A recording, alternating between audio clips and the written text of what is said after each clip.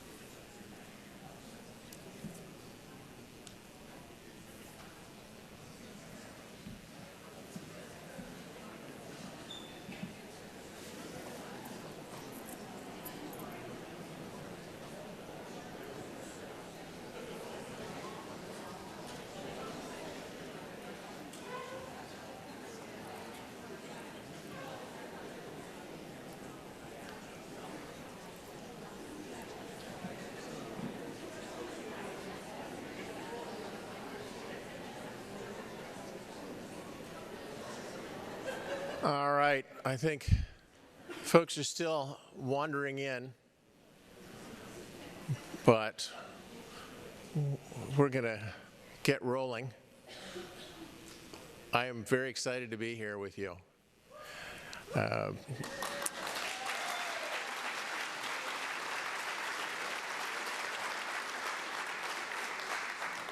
I got a chance to meet many of you over the summer. There's still a lot of you I haven't met yet, so I hope I will be able to do that soon. Really want to thank all of you who went out of your way to be very welcoming and to welcome me to Centralia College. And as I've been out around campus and in the community, it's very apparent to me the great connection and pride between the college and the community. When I meet people, the first thing they say to me is, I graduated from Centralia College, or my son graduated from Centralia College. Everybody seems to have a Centralia College connection, and I think that's a very positive thing. So we have a whole program this morning, and lots of information and announcements and welcomes. So I think it's time to just get rolling with that. And to represent the Board of Trustees, Doris Wood Brumsicle is going to come up and say hello. Doris.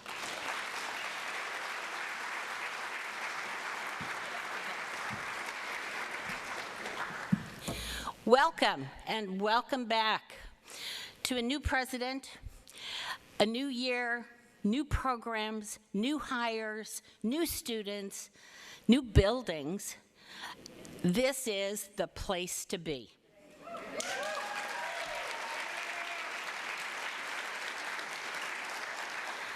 On behalf of the rest of my fellow trustees, welcome. Have a wonderful year. We're so excited to have you here. To those of you who are new, welcome to the Centralia College family, because that's what we are. So glad to see you. Have a great year.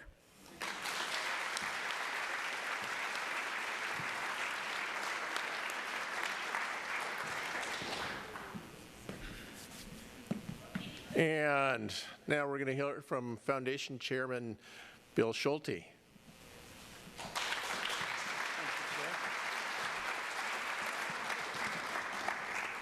Well, I was told to prepare a speech, but after Doris's example, I'll cut it short a little. I'll make another change from my speech, and I'll say, Dr. Moorbacher, my son graduated from Centralia College.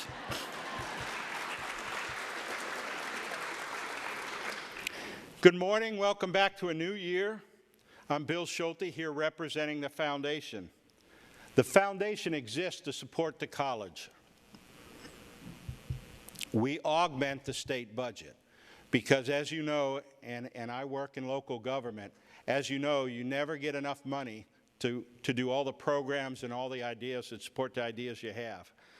So we offer scholarships, faculty and staff awards, and support the capital projects at the college. You see that new building? Isn't that impressive?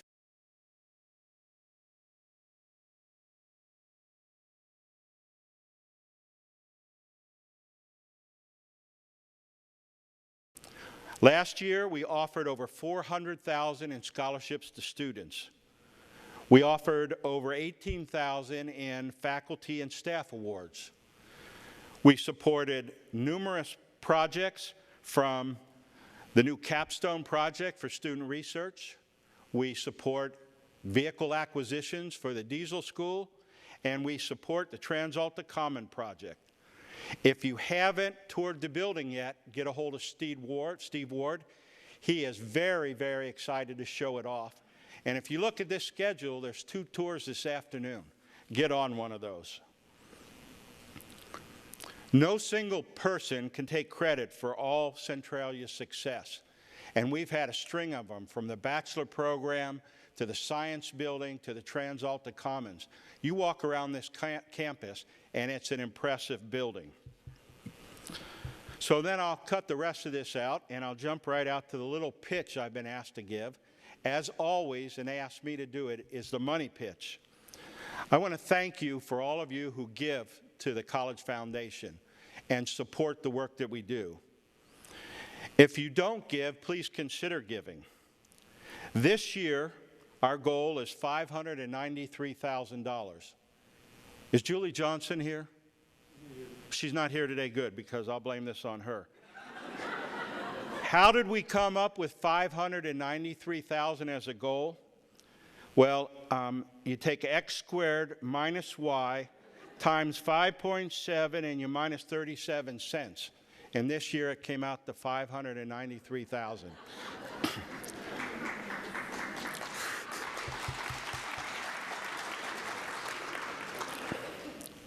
And I'll confess, I don't think they used the same formula last year, but we came up a little short. But don't feel bad, we have endowments, and we have exceeded our goal for 10 of the last 12 years. I would like to start now by introducing the foundation staff. The executive director, Mr. Steve Ward.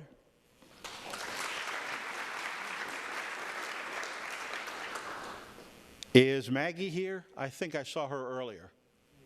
Please stand up. We have Maggie, admin assistant, and her partner, Tyler Kaut, program assistant. Tyler, stand up. We have our liaisons to the board, Renee Lawson. I saw Renee earlier here this morning. Renee's up there. And then I don't see one of my favorite instructors here. I met her when Alex was going to school here, Dr. Jody Peterson.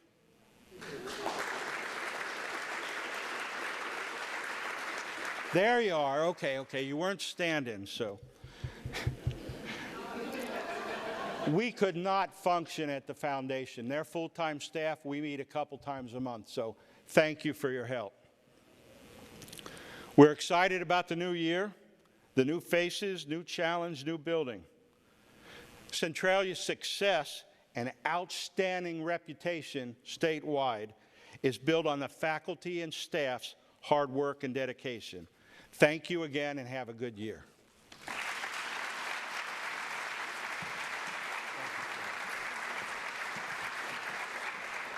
All right, and thanks for that. And I think you should know, having seen foundations at a number of other community colleges, we have a particularly strong and active foundation. I think it's just another of the components of the strength of Centralia College. Some of the other strengths are we have a fantastic board of trustees, and I want to just introduce Joanne Schwartz. Thanks for being here this morning. And Stuart Halson.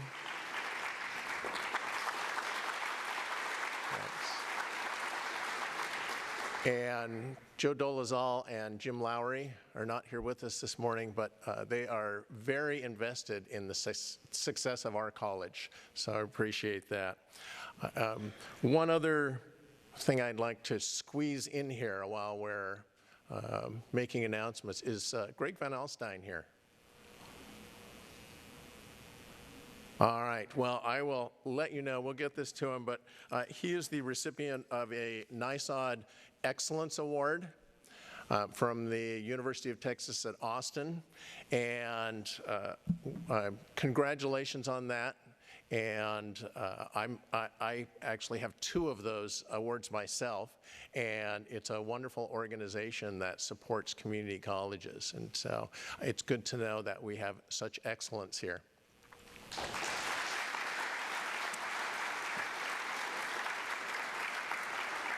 So now we're going to go right to ASCC for some introductions. And Alexandria, are you ready to make some introductions? All right.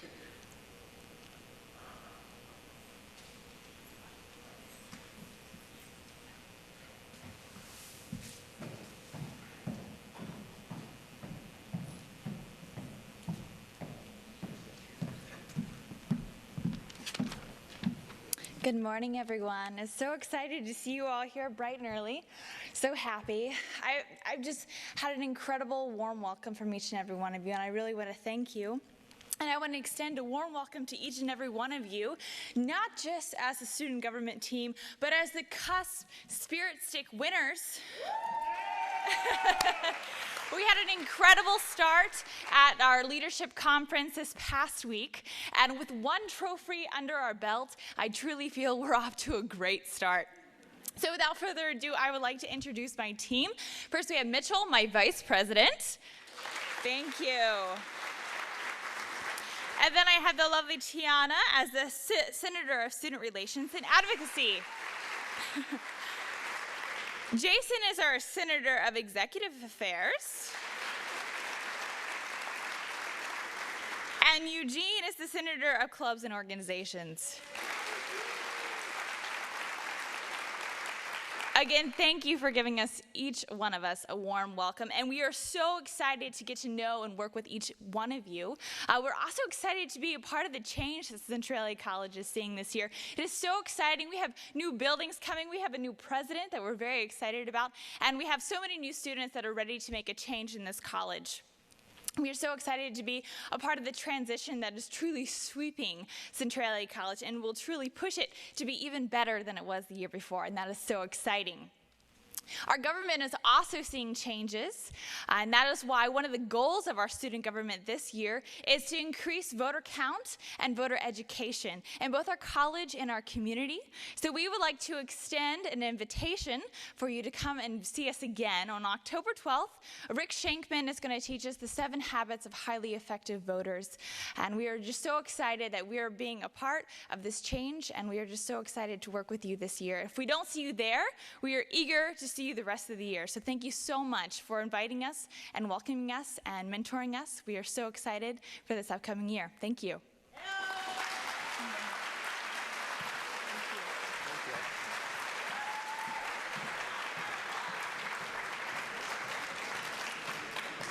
Thank you, Alexandria. And now we're going to hear from Dick Lamb.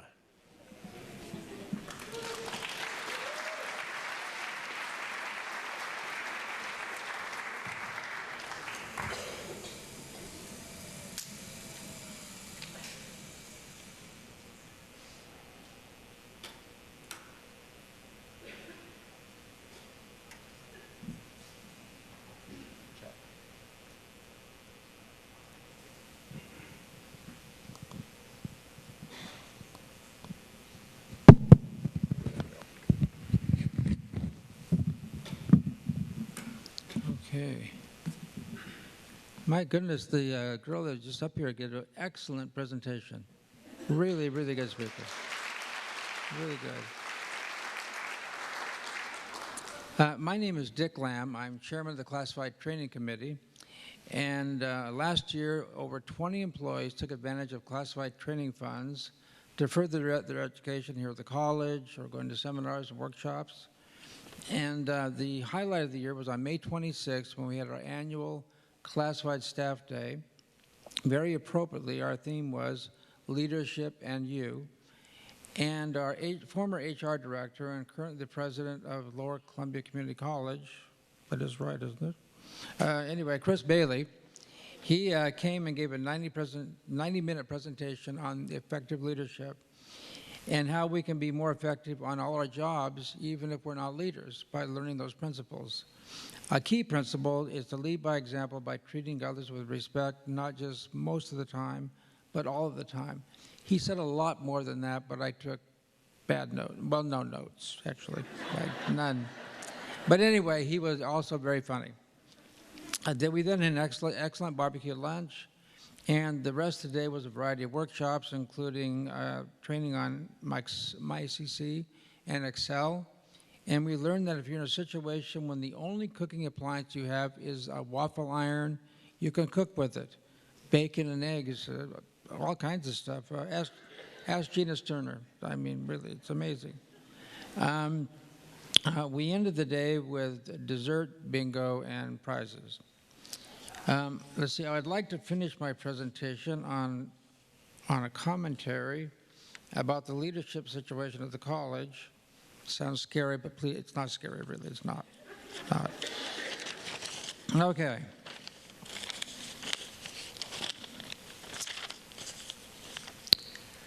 Throughout the last 2 years, we did learn a lot about choosing an effective leader. And, to say the least. And one thing we learned was the importance of the J factor, and I'm going to get to that. I was going to use the movie title, The Good, the Bad, and the Ugly, but that would make Dr. Moorbacher the ugly, so that's not good. Not. So what I'm going with is the good, the bad, and the good. Yes.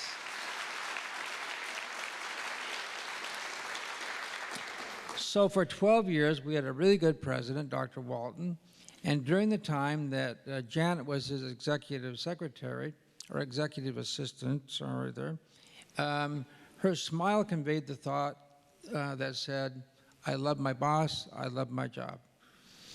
And so that's the J factor. Then on July 1, 2014, a new president was hired. He seemed okay at first, but I began to be hearing some not good experiences of his interactions with people. And Janice's smile went from, I love my boss, I love my job, to different smiles like, I really need this job, and on really bad days, please shoot me now. And that was bad. And I gotta say that whenever I saw her with that particular smile, I felt really bad because my hands don't work very good and I can't use firearms. So I really couldn't help her out at all. See, these fingers here, they don't work. See, work, they don't. It's kind of like when you ask your kids to clean the room and they suddenly become paralyzed. And don't speak English. What are you talking about? And these hands don't work very good at all. These fingers. So you can see firearms are totally out of my reach. My friend Mike, who's determined that I become armed, has tried to get me to have a gun. I said, Mike, I can't even hold the gun. And so he came over one day with some pepper spray. I couldn't even use that. But he was so disappointed. I said, I tell you what, I'll keep it down below here with my wallet. And then if someone comes to beat me up and rob me, I'll say, stop. Put down the baseball bat. Help me get out this pepper spray. Help me get it into my hand so the spray is pointed towards you. And I need to have a sufficient enough amount of spray into your eyes so you're incapacitated for about 10 minutes so I can make a getaway. That should work, shouldn't it? Okay, now on to Dr. Moorbacher, and he's the good. And there's several reasons I know he's going to be an excellent president. And one of them is that Janet's smile is back. I love my boss. I love my job. And that's great. And he's a poet. And I've got to tell you, I've never met a mean poet in my life. I never have. No, honestly, never have. Yeah. Yes. Although I must admit he's the only poet I've ever met. So I don't know. But he seems really nice to me. So have a great year, everybody. Thanks.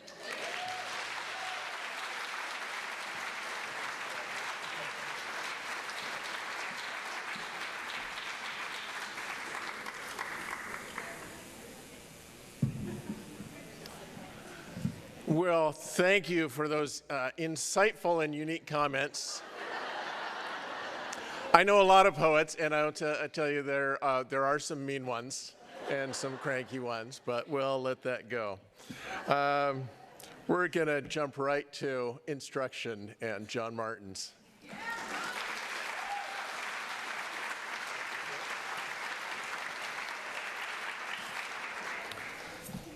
Whose fate in life is to always follow Dick Lamb.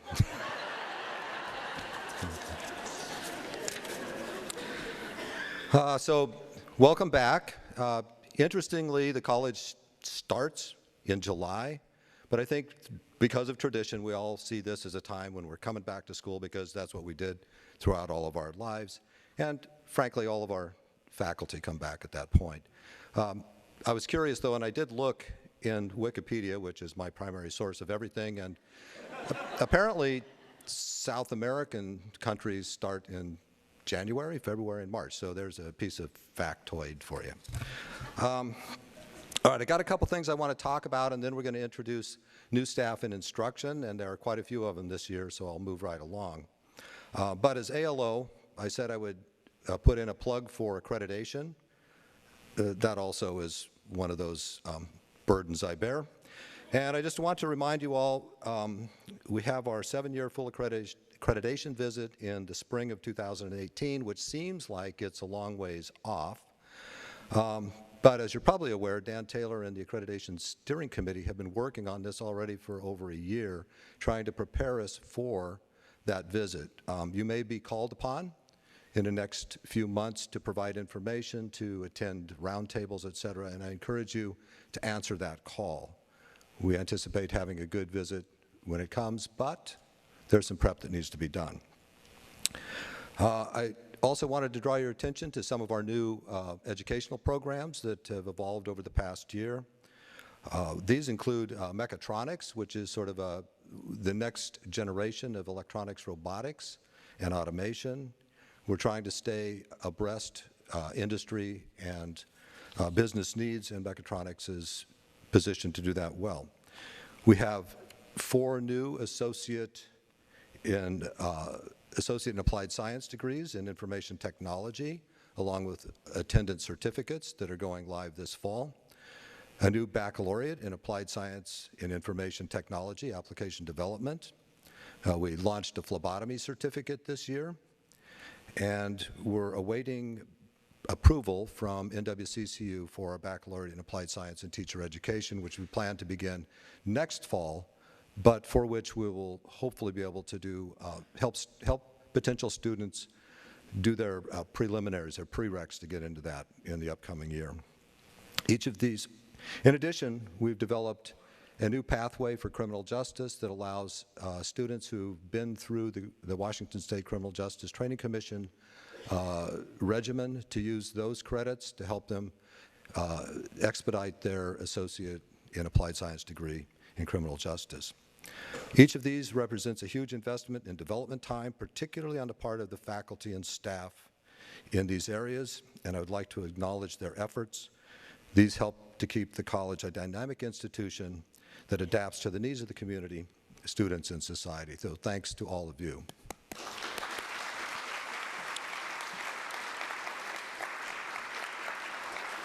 We are an institution, I don't know how many of us there actually are, but I'm guessing 3. Julie? Low fours. I had 400 plus, but I thought I might be stretching it. 400 plus full and part-time staff who collectively define its identity, its intellect, and its personality. It would be impossible to overstate the importance of the selection of new staff. Over the past year, just in instruction, there have been 32 new full-time staff appointments or significant changes in position. And I would like to also acknowledge the many hours of work invested by existing staff serving on screening committees who have ensured we have hired individuals who have the knowledge, skills, and abilities to move the college forward. I would also like to acknowledge the work, the often unsung work of the Human Resources Division for all of their help in this. So.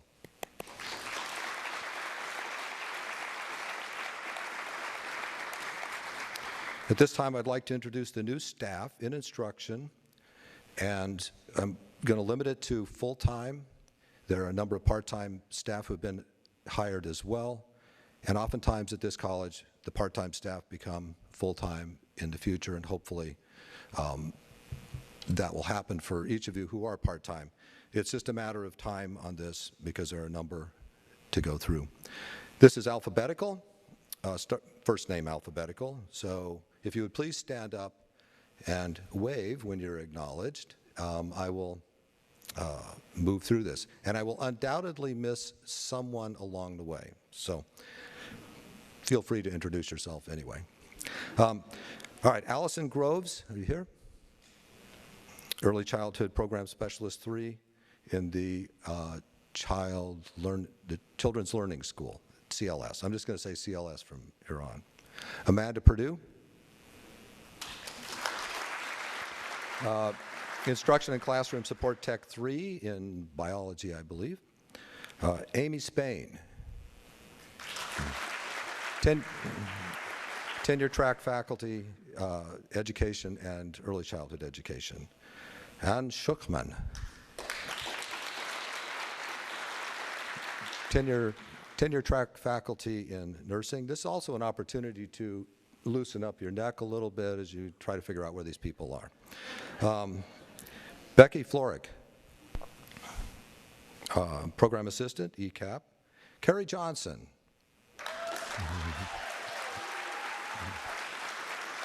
Hardly new. Carrie's been here, well, since sand was invented, but she has made the transition to tenure track and well-deserved.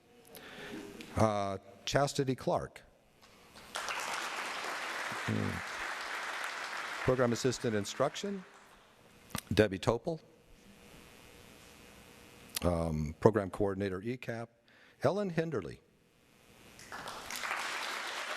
As you know, Ellen has taken over as the nurse director, and we're moving forward. Elizabeth Schultz.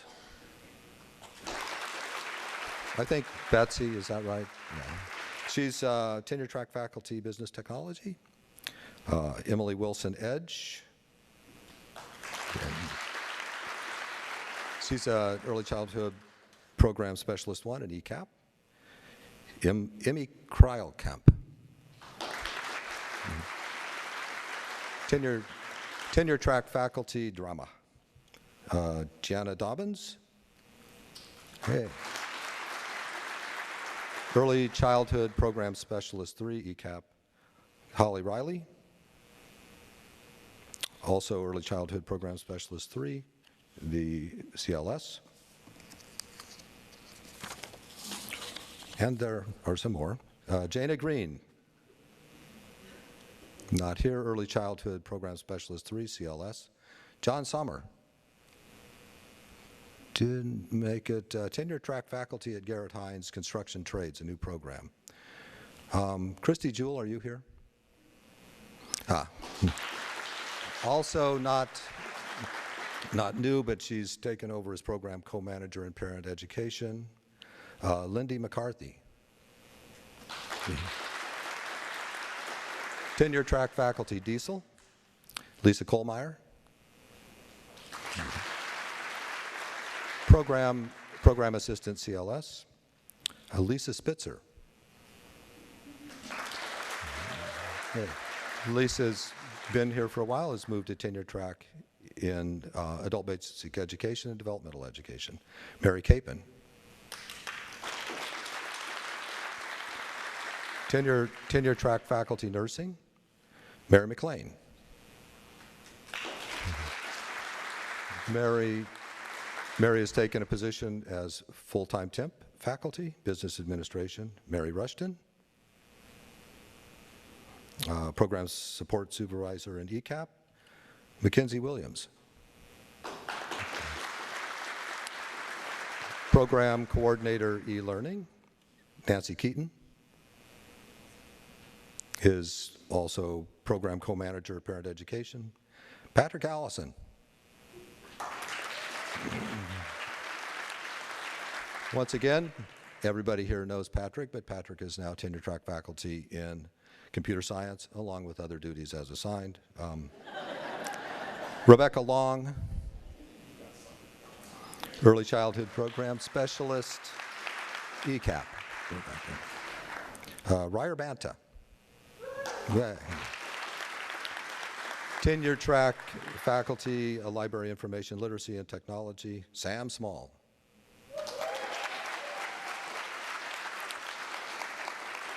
Like Patrick, tenure track faculty, computer science, but other duties as assigned. Scott Wagaman.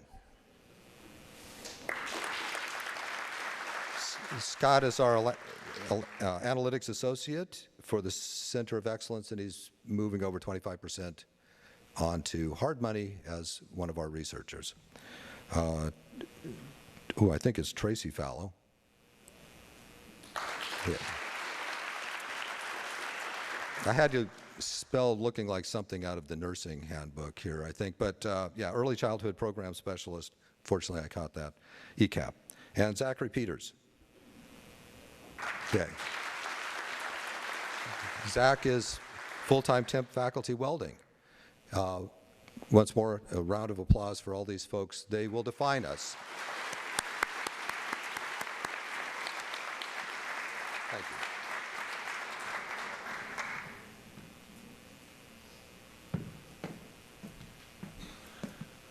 All right, thanks, John. This just reminds me that some of us have a picture posted in the staff directory on the website, and some of us don't. I'd love it if everybody did, because it's been really helpful to me as I've been trying to memorize everyone's names and faces and get the right name with the right face. All right, we're going to hear from Robert Cox in Student Services.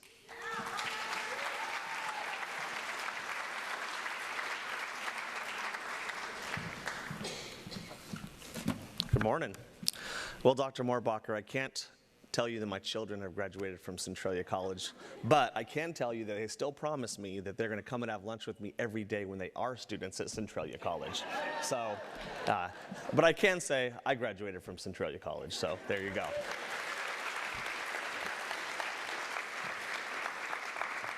So I just have a couple of things I want to highlight here this morning. I know the welcome back is a great opportunity to get all the employees that have been gone for quite some time, but in student services, as you all well know, we've been working all summer, and some of the fruits of those that work results are now coming to fruition as we're going to see students back next week on campus. So I'm going to go and just quickly say something that's happened in each area that I think is notable. I'll start with enrollment services. They've started working with Bill Storms to prepare for the CTC link conversion. I hope you've heard a little bit about the CTC link conversion. It's a system that we're going to be going to in a couple years, impacts everything we do.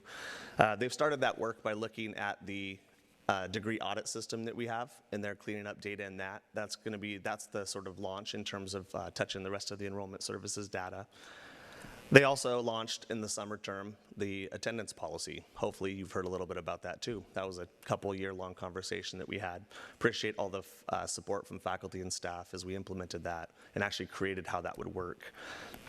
And then we hired 2 additional ambassadors. We have 6 student ambassadors for this upcoming year. They're going to be helping us recruit students and also connect with students that are in the enrollment cycle in various stages to help them navigate the processes.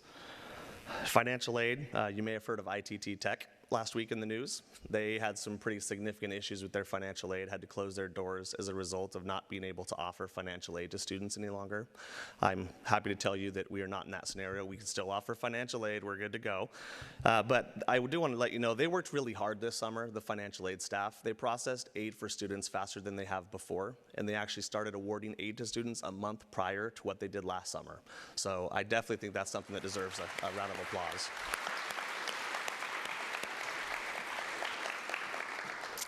In TRIO, our talent search grant got renewed for another 5 years. And overall, with our 3 TRIO programs, they've served over 1,000 high school, middle school, and college students prepare for college and be successful at college. So that definitely is something else that deserves a round of applause.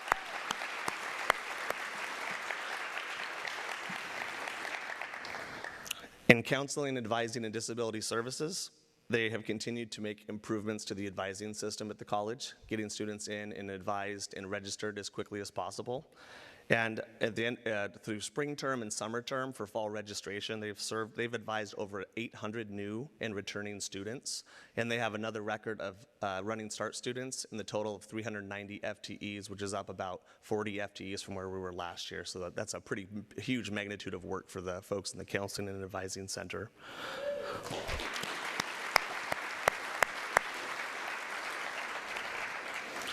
Despite what you may believe or you may hear, because advisors are so busy in the Counseling Center advising students, they also have been working on the behavioral intervention team, something that's going to help us all deal with students that are portraying behavior in class that might not be positive, and they're going to be doing some training and solidifying that even better next year.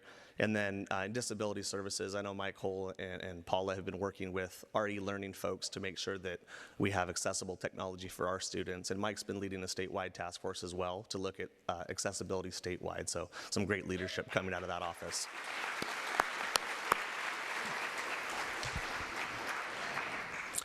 The Centralia students have elected great student leaders and selected great student leaders. The one thing I think is really awesome they've done this summer, I was going to talk about the Spirit Stick, but Ellie did that, so I won't. They have been working with Blazer Bill, our mascot. He's going through a midlife crisis. And so our student leaders have hired a therapist, a mascot therapist that they're working with to create the Blazer Bill story. So our mascot is going to have a really great story associated with sort of how he's come to fruition and provide some meaning for our mascot. And it's going to be pretty cool to see how that plays out. International student staff have been working with our ABE staff to find a way to encourage international students to be successful by taking prerequisite courses early in their academic endeavors at the college. We implemented some changes on that. I know Joe's been working closely on that. We've seen some great results. International students moving into college level courses faster than before. And yeah. In athletics, we've launched our women's soccer team. Their current... Some of you may be wondering, what about the men's team? That's usually the first question that comes up. Hopefully down the road we'll be able to launch that as well, but at this point, with Title IX issues and numbers, we're kind of limited in what we can offer. But their record is 4-1-1. So yes, soccer is a sport that you can have a tie. I don't understand it, I don't fully get it, but it is part of the way soccer works. Our team's very successful for a first-year program. We've surprised a lot of folks in the NWAC, and they're doing a great job. And so definitely, they deserve some kudos. 3 things to expect from student services this year: continued focus on enrollment, recruiting, and new processes that are going to help students be successful. A successful move into the new building, which Steve will talk about in a second, hopefully with no impact for services for students. And then various process improvements in all of the student services areas in terms of continual improvement to help make the system better for students. So with that, I want to highlight a couple of the new staff members that we have in student services that have helped with this work over the past year and will continue to help us in the future. I only have 8, not 32, so I'll start with Elva Villanueva. Are you here? She's a secretary senior in TRIO. Myra Sanchez. She's a talent search specialist. Debbie Philly. She transitioned into student services from instruction. We have OA2 and enrollment services, Karina Medina. We have an intake specialist, Darcel Scott.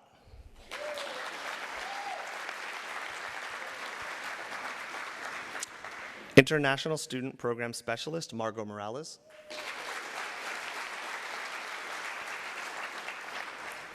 Madonna Poole moved from pro rata faculty to tenure track faculty in the Counseling Center.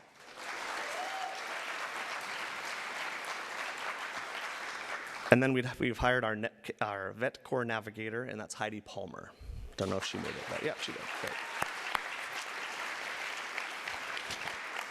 And that's it. Thank you for all your support and all the things we push forward.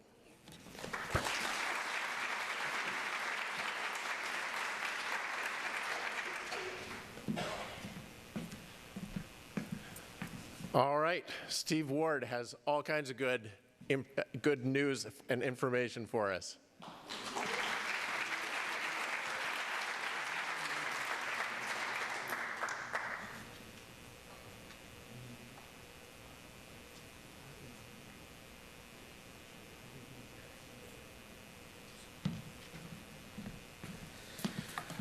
Good morning, everybody.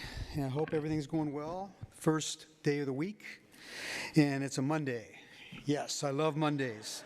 After a long weekend, which included going to Idaho, exotic Idaho, to watch our daughter's team play soccer and for Central Washington, and I'm pleased to say, Shelley and Stacy, I know that you're also a CW alum as well as a number of others, that the women's soccer team at Central Washington is off to a 4-0 start, first time in program history. So it was a great trip out there and back, even though it was a bit dry, okay? And I love being back over on this side of the mountains. So one thing is John was talking about the phlebotomy program certificate. I had to, Janet, you mind if I share the little thing that happened during the summer here? Anyway, our student worker was working on the minutes, and she was confused of why we would offer a lobotomy certificate. And I was thinking here, and when John was talking about it, after watching, when you go to Idaho and back, there's not a lot of radio stations you can listen to. So when I get over on the east side over there, I hear a lot of radio advertisements, or excuse me, radio political commentary. And it dawned on me then that this year's presidential election indicates a real need for a lobotomy certificate. Okay. I just have to say that. I was just thinking that on the way in. But it's really interesting to hear the radio stations change, okay, as you go further east. And it was a bit more than I could take, but I managed to survive. So I'm going to start with introducing staff, and I have to apologize. Diane wrote up some stuff, but since everybody else is going short, I'll go short as well. I will throw a few things in here and there. First off, in the foundation office, Tyler Kaut, stand up, please. Good. Thank you. And in the foundation office, and Dr. Moorbacher, Tyler is a graduate of both the AA program and the bachelor's program. Kathy Rohr, Kathy, are you here? There you are, back. IT department, hired in September, helping keeping Patrick and Sam between the ditches as they do 150% of a workload. Seth Robbins, is Seth here? And Jason Costi, both in our applications development program part-time.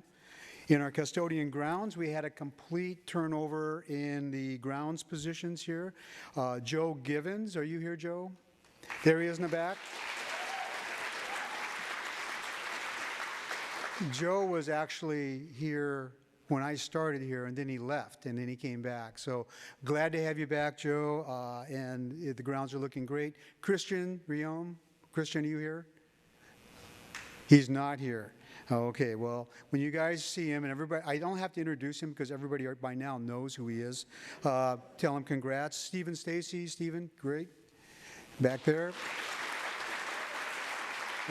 That's our grounds crew for the year, and they're already off and running to a great start. Aaron Bynum, Aaron, and custodian ranks not here, and Kelly. I saw Kelly earlier. There we go.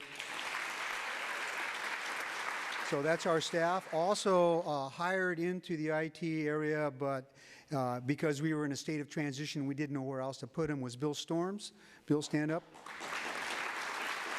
Okay. So Bill is helping lead the change to go to CTC Link. Everybody cheer. But because this is an area that impacts everybody, he has been since transferred to the president's office, who will spearhead this lead.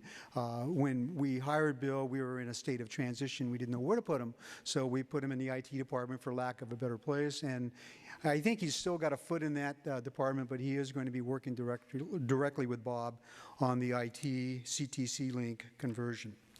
So just a few things here. Phone system. We didn't get all of the stuff in and configured in time to have it done in August, which was our initial plan.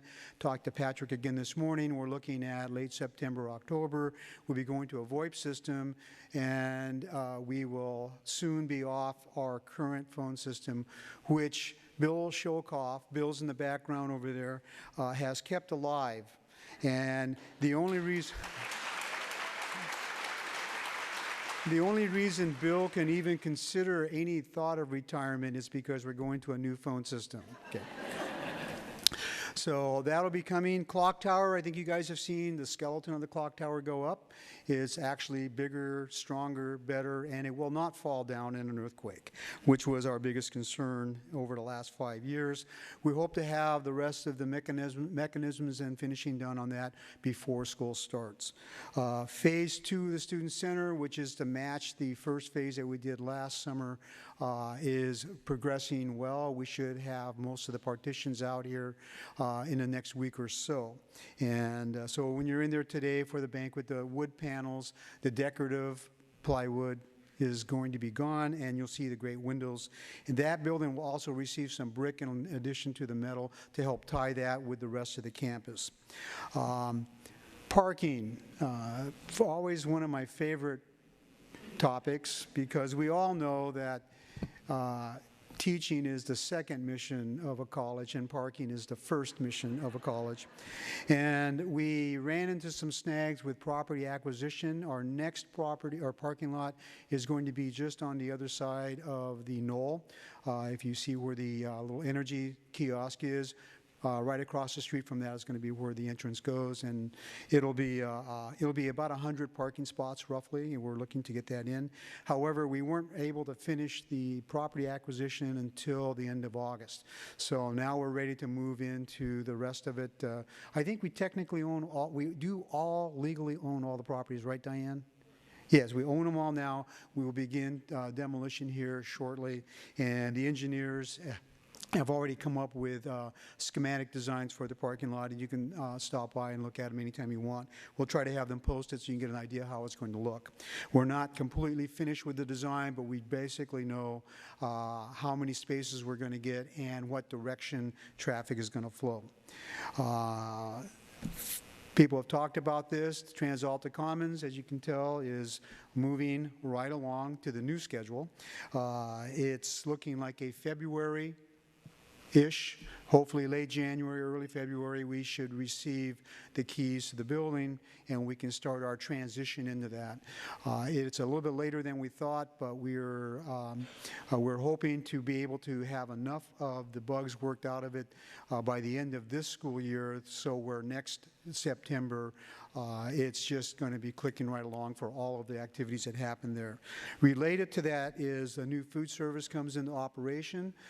So the people who own that also owned a burger claim that's over there by the Great Wolf, and they have a background in catering as well. And so I'm hopefully we'll have some internal catering happening here on campus. It's a contracted service. Will be put us more in line with what most of the colleges are doing in the system. The last piece of that, the Commons, is a little video clip that Ron Davis and Rick Perkins have put together to kind of show the transition from beginning to where we're at now.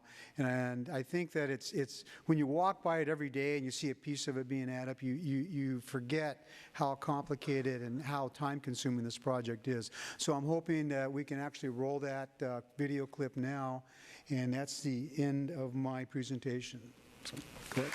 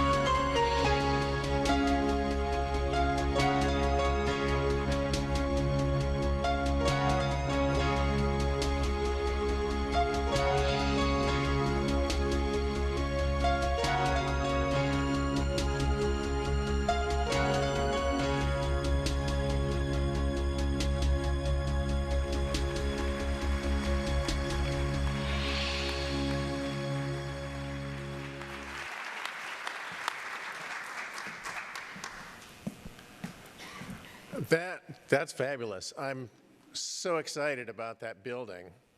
A couple of things about that. One, when I was at Pierce College, I spent 2 years working on a new Fine Arts and Allied Health building, and it opened a month after I left to go to Big Bend. And most of the time I was at Big Bend, we were working on a proposal for a new professional technical education center, which we finally got funding for, but they're really just still in the design phase. So actually to be able to be here for the opening of the building is gratifying. And the other thing that I think is great about it, of the 34 community and technical colleges in Washington, the last campus I ever visited was Centralia College. And I came by last December on a very rainy day just to look around the campus when I heard a rumor there might be a job opening. And one of the reasons why this was last was because there hasn't been a really great facility for holding large state meetings. And I go to a lot of large state meetings, and there will be, and it really helps to tell other people in our system what we're working on, what we're doing, what we're all about. So I think that's going to be a great attribute. All right. Julie Huss.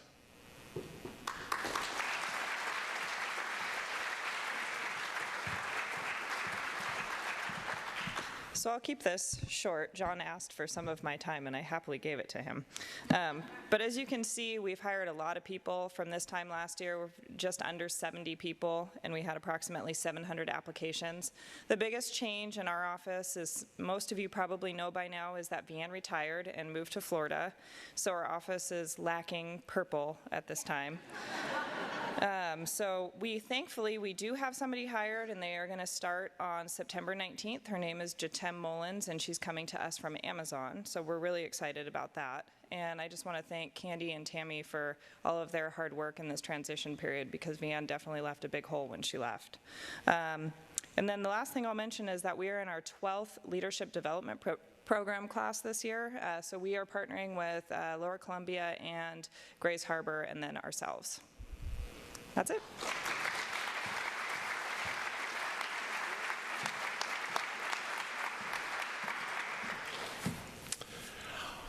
All right, a couple of other introductions in the Public Information Office. We have Isaac Freeman, who's our video production specialist. I got a chance to work with Isaac on a project recently, and he is really terrific, a great professional. And Sean Wilson, are you here? Hi, Sean, our graphic designer. All right. Anyone else have an introduction we didn't get to? John?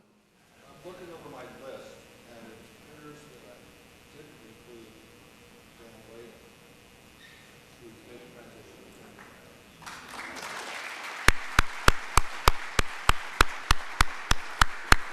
All right, congratulations, Dan. Any others? Oh, Stacy James, yes, in the PIO office as well, our events coordinator.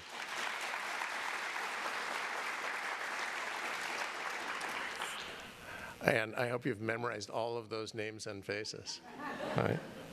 All right, I think wow, look at that, we are even ahead of schedule. All right, we're going to go to the Student Perspectives video, I believe.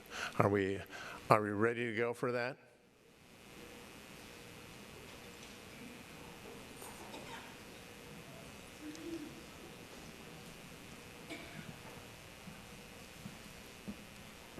Hello, I'm Nicholas Snyder from the Electronics, Robotics, and Automation program, and I just want to say that Centralia College definitely helped me find my path. That's it. Just took a year off, came here, know exactly what I'm going to do now, and I just got to give a shout out to Dave Peterson. Helped me out a lot. Really got me through it. My name's Tracy Fallow, and I'm going on for my bachelor's degree in teaching, and I'd like to thank Gloria Price for all of her mentorship. I'd like to thank Jim Daniels for a wonderful 2 years at Centralia College. His guidance means a lot. Tell us your name, too. Kayleen Young. Hello, my name is William Scala. I'm graduating today from the Electronics, Robotics, and Automation program here at Centralia College, and I would like to first thank my family and people like that and help me get through this. The people at Kemp 120 down there, the Work First, the BFET people, they help a lot of people out, and they definitely helped me out through this program. Definitely a special thanks to our teachers, and thanks Centralia College. It's been a great experience. Wonderful. Thanks, guys. So my name is Ravi Patel, and Centralia College has helped me get prepared for Ohio State University. I'm really excited to go out there and, get a jump start on the other students because I've gotten some of my credits here through a terrific engineering program. And I'm just really excited to get over to Ohio State. Hi, my name is Cameron Johnson. I did a little bit of announcing here at Centralia College for basketball and also baseball. And I just feel I'm going to Western in the fall. Going to go for a communications major, and broadcasting is an option I can and will have in the future. So we'll just see where it takes us. And that's how Centralia has really just blessed me throughout the 2 years I've been here. So I'm Jamie Romero. I go to the teen program here.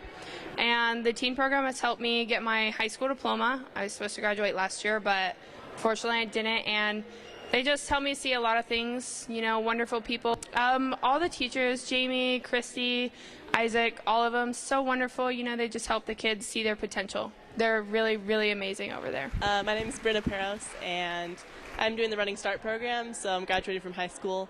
And I'll be going on to the University of Oregon next year and to study biology and music. So shout out to all the teachers, because especially Dr. Weil, I really enjoyed all of her English classes, and Dr. Norton in biology. Yeah. My name is Crystal Glenn. I'm in the welding program. Basically, I'd like to thank Mike and Ken. They've provided me with some exceptional skills to move on in my life with the welding. I'm not quite sure where I'm going to go, but I know it's going to be great. All right.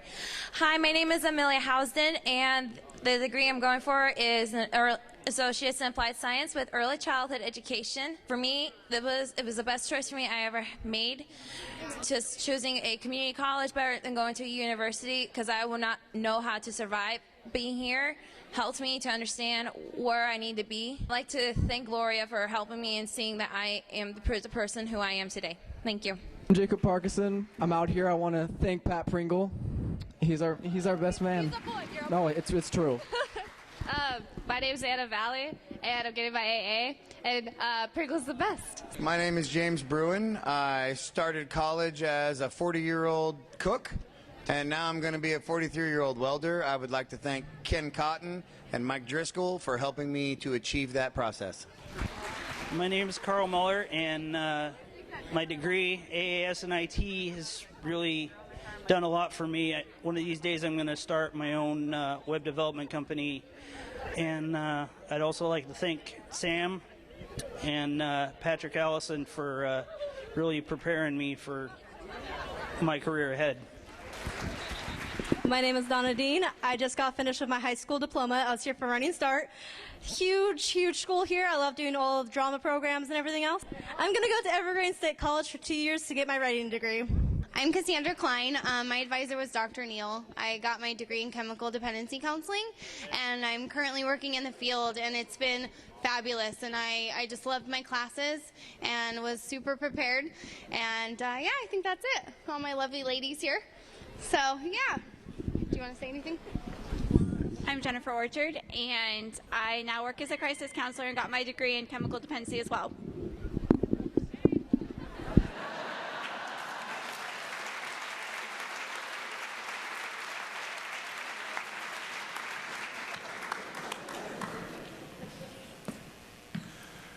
That's fantastic. Thanks, Wade, for putting that together.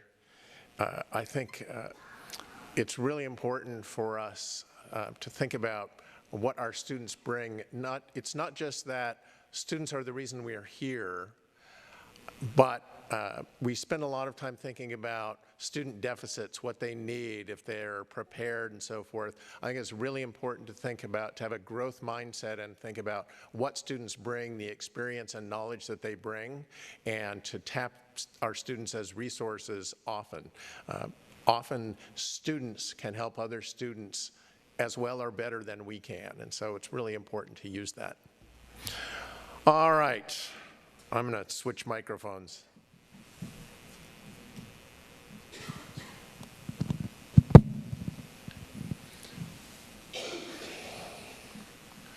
So, welcome, or why are we here and where are we going? Whoops, that was quick. So, I've had a great experience in the last 2 months being here in Centralia. I got to live on campus for the month of July, which actually was, I'm really happy that it worked out that way. There's no air conditioning in that building, which meant that in the evening when I was around, I just sat there with the door open and watched life go by on campus, watched people sitting on the benches and walking dogs and bike riding, and it took me a while to figure out what the people were doing who would pull up in cars and sit there staring at their phones. And then finally, it dawned on me that this was Pokemon Go. So there was a lot of that activity, but just great activity going on. So it was a great experience to get to do that. Just getting to know the campus and all of the great resources we have here. This is a beautiful campus and getting more beautiful all the time. And it's a great resource. Been around the district, various places. Anybody know where this is? Yes, in Mossy Rock. Been out and about as much as I can. Oops. Watching all of the construction projects, watching the clock tower go up. It's very exciting. And then I'm making lots of new friends on campus. This is some guy named Bill that I ran into. I thought about an executive edict to change his name to Blazer Bob, but somebody told me that would be a bad idea. So I don't think my remarks could possibly beat what Dick had to say about this. But I did want to say, as I've been meeting people and walking around campus and talking to people, there are a number of people who said something to the effect of, the last 2 years were stressful. Okay. What I want to say about that at this point is the past is the past. And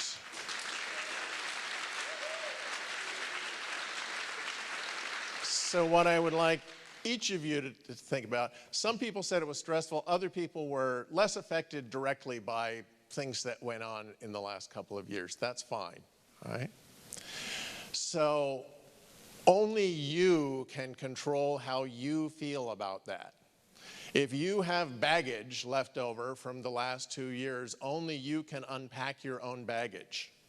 So if there are things that happened and you were on the other side of an issue from somebody in another department or something like that, go ahead and think about that, and if it's really not that important, just put it behind you, and we're going to move on from there. Okay? So I think when I looked at the PACE survey results that was administered, I believe in February, and I was really impressed overall with how positive the results were given the things that had transpired on campus. So I think it seemed very healthy that people had confidence that there had been problems, the board and others had addressed the problems, and we were moving on. So I hope that is the spirit of things. If you still have issues or questions about particular issues, feel free to come and talk to me about them. And then as much as possible, we'll work on, what can we do to resolve them and put them in the past. Okay?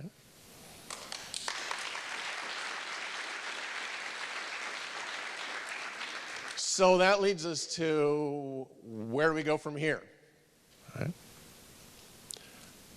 If I'm thinking about priorities, my top priority is always increasing student success. I think we have lots of student success. We'll talk about some ways we can focus on that. Be the most prepared college for CTC Link. I want to talk a little bit about that. We have the advantage of being in wave 3, and we can be the most prepared. And then work on serving the entire district. One of the things that's clear to me, at Big Bend, we had a 4,600-mile service district, which is even bigger than Centralia's. However, one of the things that become apparent to me right away is that East County is sort of a dead end in many ways. Right? Some of the big districts in eastern Washington, there are isolated places, but for example, at Big Bend, our students in Mattawa, or Royal City, or Quincy, if they didn't come to Big Bend, they might go to Wenatchee or Columbia Basin or somewhere else. That's less likely to happen out in East Lewis County. Right? So there are a number of ways we'll talk about how do we serve the entire district. So there's a lot of great work being done on this. For example, we are targeting particular high schools where we saw that we could recruit more students. And the folks in Student Services did a great job at really looking at all of the data on who was coming to us. When Robert showed me the numbers on who we're getting from the various high schools in our district, I was really impressed with the percentage that we're getting.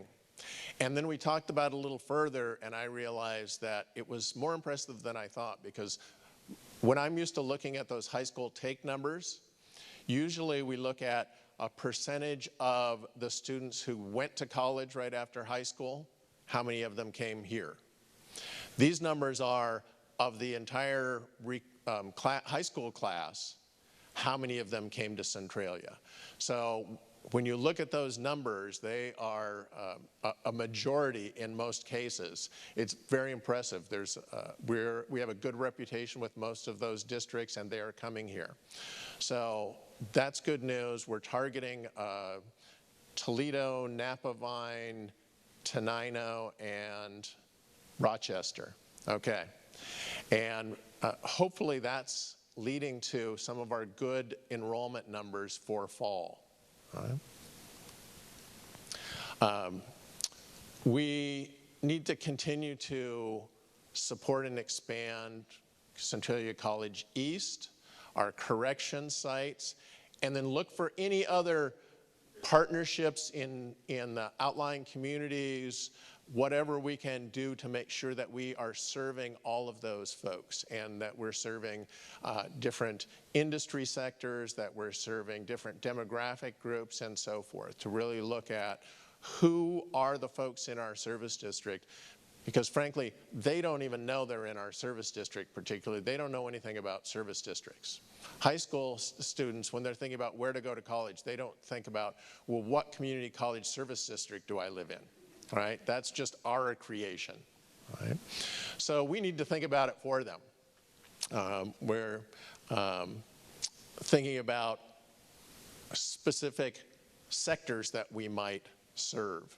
So we've had some preliminary conversations about whether we're serving the agriculture community in our service district, and whether there should be more program offerings there. It's a significant part of the economy of Lewis County, and it's a pretty small portion of our programs here. So we'll look for other opportunities like that to say, where are places where what's happening in Lewis County and our service district aren't matching exactly what we're doing here, and are there ways we could match up the community need with what we offer? All right, be the most prepared college for CTC Link. Steve mentioned that Bill Storms has been here for a number of months, so he's not brand new. But as of September 1st, he started reporting to me, and we're going to start meeting regularly. He's got a number of things that we're going to do this year. So the CTC Link project is, a struggle. One of the ways that I like to think of it is, if you knew that your house needed a new roof, and then you ignored it for another 15 years, there's probably going to be structural damage when you go to repair that roof. All right? That's the case with our current data system. All right? We will go forward with implementing PeopleSoft. Our current system will not exist in a few years. All right?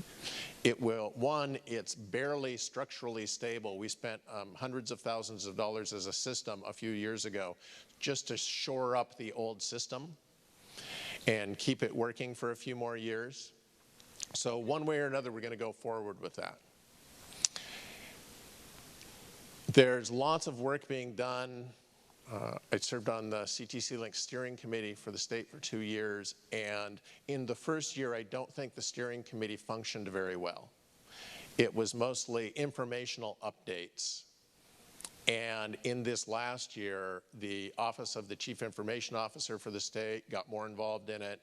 They revamped how it worked, and they're making the steering committee representing all the colleges in the system is making better decisions about how that works. So by the time they get to us, the technical problems will be fixed. All right? What does that leave? That leaves the people. All right? That's us. We have to get ready for changing all of the ways that we do things. All right? So Bill has already started some work on forming the CTC Link Steering Committee that will have representatives from folks across campus, and he may be talking to someone in your area soon. And that group will start meeting sometime this fall. Right, Bill? Yeah, okay. I don't want to commit him to anything that's not true. There's the kind of work that is done at this point. Workflow mapping. So we have to understand how we do the work that we do now, because some of those things are going to change when we go to a new software system. And if we don't understand how and why we do it now, it will be even more difficult for us to adapt to the new system. So that might mean something like some lean processing, looking at what our workflow is and whether we have unnecessary steps and whether we could work more efficiently in some areas. There's some data cleanup that's gone on. There will be more data cleanup to do. We will be eventually getting a training environment to work in the new system. So there's work to do now. We don't want to wait until we get to time to go, and then we have to drop what we're doing and start working on that. If we start working on it now, we will be well prepared when the new system gets here. Okay? And I think it's a good thing being in wave 3 at this point. One of the things that you should remember, Spokane and Tacoma asked to be the beta test schools. Okay? Not only did they ask for that, they competed with 6 or 7 other schools for that honor. It's been very difficult for them, and it's still difficult for them. They're still trying to get things cleaned up. Right? But it was a beta test. Right? We're in wave 3. There's a wave 1, a wave 2, and a wave 3. The Tacoma and Spokane are first link colleges. They're not even a wave. Right? It was named differently because the project knew it was a beta test and that things were likely to go wrong. All right? One of the things that has been difficult in getting the Wave 1 schools ready, some of them don't have a full-time project manager. We already have that. Some of them are not keeping up with the data conversion and the process mapping and things like that, right? So the problems are, some come from the project side, some come from the college side. As I said, by the time we get to implementing Wave 3, most of those project side things will be cleaned up, so it's just up to us to clean up our end. If we work on that starting now, I think it will be very smooth for us. So that's going to be a goal for us to be the most prepared college for CTC Link.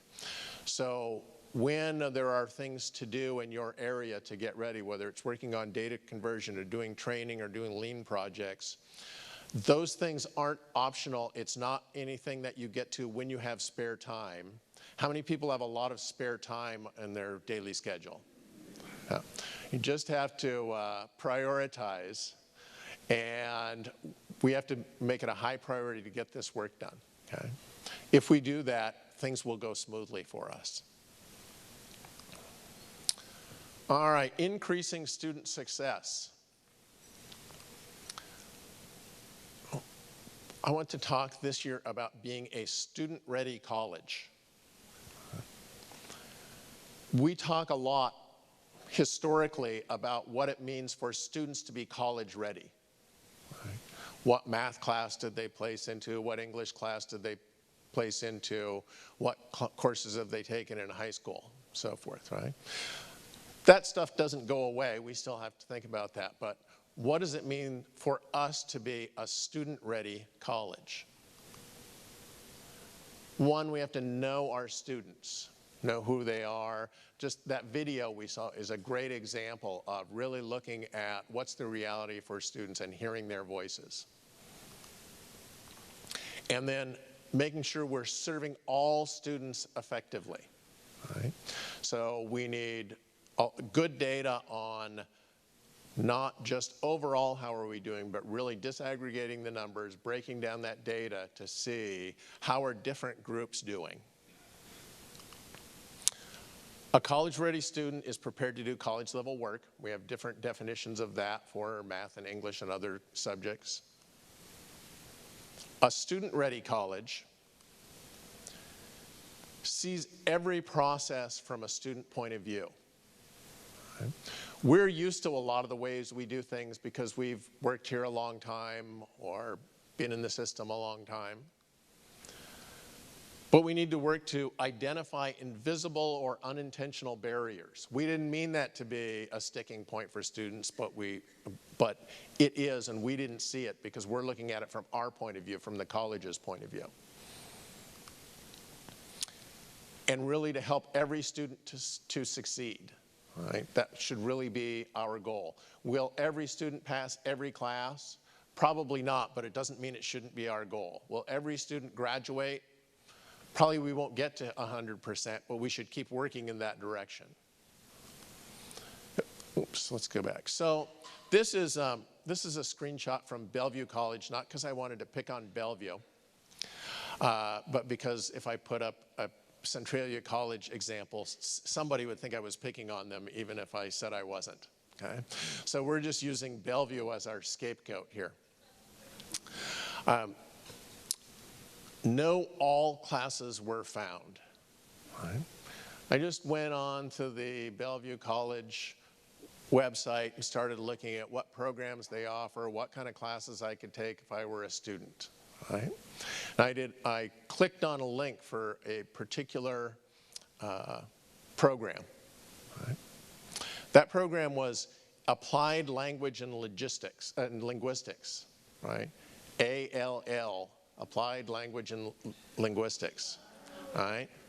And there are no classes, apparently, in Applied Language and Linguistics. They must have had classes in the past and it wasn't pulled out of the catalog or out of the website or something. And it's just a coincidence that the abbreviation for the department is ALL. apparently there are no classes at Bellevue College, right? You can imagine if you were a first-time college student and you're just thinking about going to college and you don't know anything about this, nobody in your family's ever gone to college, and you start clicking on things and you get no, all classes were found. Try changing the subject to the left. That's, nobody intended that to be a barrier for students, and probably most people aren't aware that that search happens, right? So there are all kinds of examples like this. I haven't really looked to see what our examples are yet, but I'm sure we have them because every college has them. So we need to be working on just unearthing those, and we'll start trying to do some activities around finding some of those things. But this isn't about, for example, fixing the website. This is really about a mindset that says we try as hard as possible to see things from a student point of view and to figure out what the experience is like for them. Okay? So it's an ongoing thing. It's not we fix it one thing and then we're student ready. It's a mindset, a frame of mind that we work from. Okay? Another thing about knowing who our students are, that, let me see if I've got it. Yeah. This yellow bar right here, you probably can't read all of this text down here, but this yellow bar right here is Centralia College. 9.6% is the percentage of our Latino students. Right? These high schools over here, 4 of them, have smaller percentages of Latino students than we do, but everybody else has larger percentages of Latino students than we do. And Centralia School District is up here at almost 27%. Right? Those are the students who are in our pipeline. Right? Those are the students that are going to be coming to us in the next 2, 5, 10 years. Right? Those numbers are going to continue to increase. So in order to not only increase student success, but keep enrollment strong and really know who our students are, we should start working now to make sure that those students think that Centralia College is a good option, want to come here, want to go to college in the first place. When they get here, we make sure that they're welcomed and supported. So that's just one example of how we can look and see who are our students, who should be coming to us, who's not coming to us, who might be coming to us, and really knowing those students and being prepared for them, being student ready when they get here. All right. So there's been just this dramatic drop in high school dropout rates nationwide for Hispanic students. 13% increase in Hispanic college enrollment. Latino students are far more likely to attend community college than other demographic groups. Okay? So in order to serve our community and keep our enrollment strong, we start working now to make sure that we're ready for those students. We've had a couple of meetings about that already, and there's folks who are starting to work on that, doing the beginnings of some preparation. But we'll look for other initiatives like that as well. Okay. There are lots of great things happening here at the college, and we should be excited about them. We do really meaningful work. We saw the video on the Trans-Alta Commons building. We know the clock tower, the other construction projects.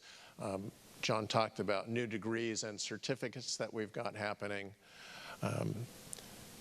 We're looking at least tentatively, enrollment is up for fall. That's the first time it's really been up for a while.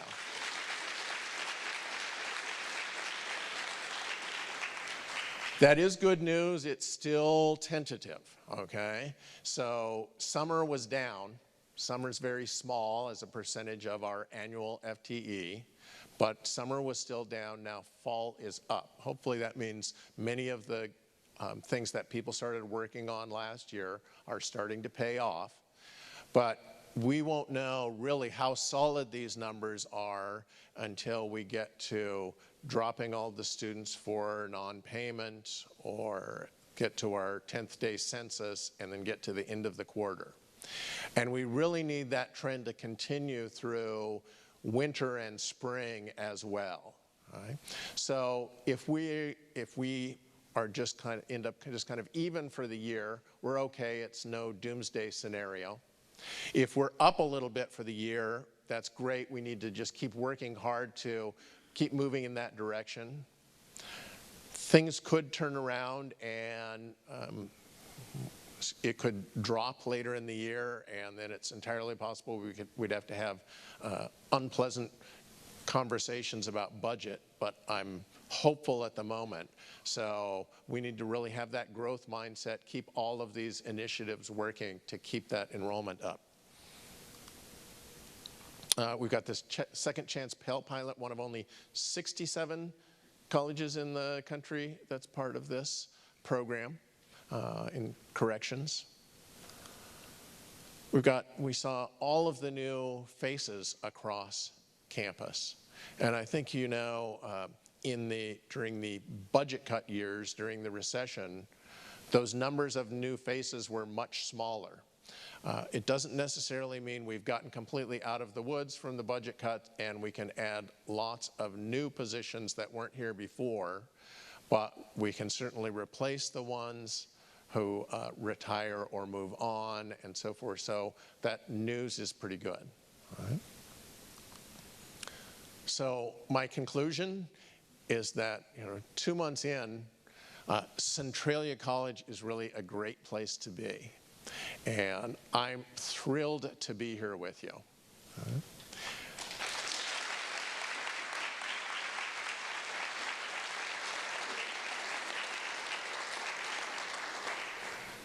All right. We do have a little bit of time if anybody has any questions they want to throw out.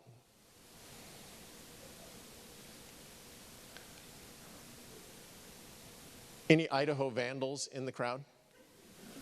I was going to give my condolences about the demise of your football program, but I guess nobody's crying over that. Yeah. Anything you want to know? All right. Then, do we have any other announcements that people want to make? Then we're well ahead of schedule. What? Where are we? Yep. Oh, would I? Yeah. Boy, I wasn't prepared for that. Yeah. No, I don't think I have anything off the top of my. Maybe I will arrange a poetry reading sometime later in the year. Yeah.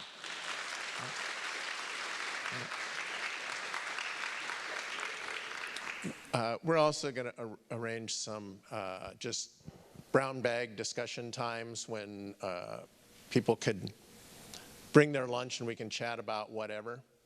Janet and I will be scheduling those and getting that information. Maybe I think we're going to try to do that once a quarter. And if there's just things you want to talk about or questions you have, one of the things in that the PACE survey results, well, the numerical results were very good. There were some comments in the comment section that said, communication is sometimes an issue. I don't always know what's going on, so forth. So Amanda Haynes and the PIO's office are going to be reinstituting a newsletter to keep people updated. I'm going to have some discussions going on. I know that John has gotten a need-to-know list about new programs, new requirements, and things like that, and getting that information out. So we'll be working on that. Anything else?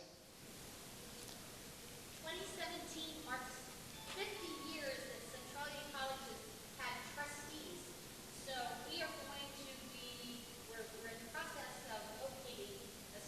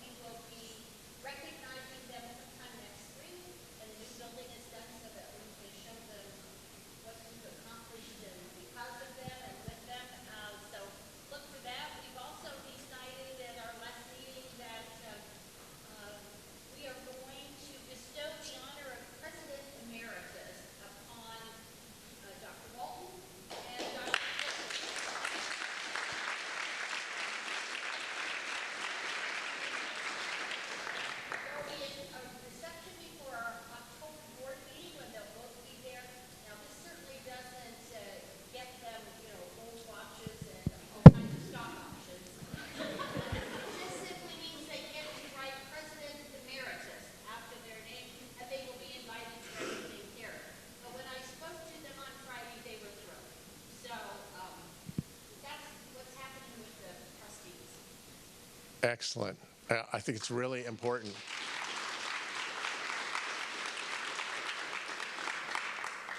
We do a lot of hard work. It's really important that we take time to celebrate our successes and thank people for the work that they do. And so thank you for all of the work that you've done and all the work you're about to do this year. All right. Anything else people want to add? Then I think we have a picture to take. Oh, where were would like to know if you're a Seahawk fan. You bet. Yeah. Yeah. Yes. Although I sat and watched the game by myself because I went to Moses Lake this weekend and got back a little after the game started, which is good because then you can skip through all the commercials if it's recorded. But yes, it was a little iffy. I thought maybe they were going to get over their slow start ways, but apparently that's still a trademark. Anything else? All right, let's go take a picture.